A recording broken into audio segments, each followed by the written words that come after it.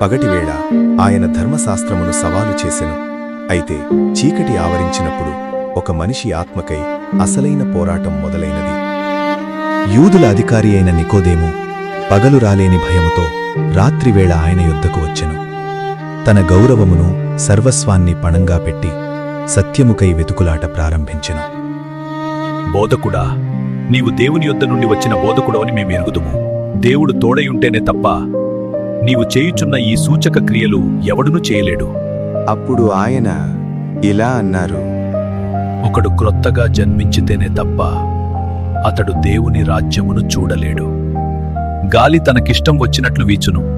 నీవు దాని శబ్దం విందువేగాని అది ఎక్కడి నుండి వచ్చునో ఎక్కడికి పోవునో నీకు తెలియదు. ఆత్మ మూలముగా జన్మించిన ప్రతివాడును అలాగే ఉన్నాడు. దేవుడు లోకమును ఎంతో ప్రేమించెను.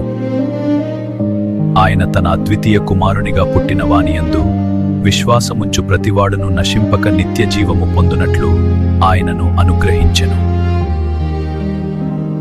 ఆ రాత్రి మతపరమైన ఒక సామ్రాజ్యం కూలిపోయింది. నికోదేము తన పాత జీవితాన్ని విడిచిపెట్టాలో లేక చీకటిలోనే ఉండిపోవాలో నిర్ణయించుకోవాల్సి వచ్చింది. క్రొత్తగా జన్మించడమంటే కేవలం మతం మార్చుకోవడం కాదు, అది చీకటి నుండి వెలుగులోకి ప్రవేశించడం.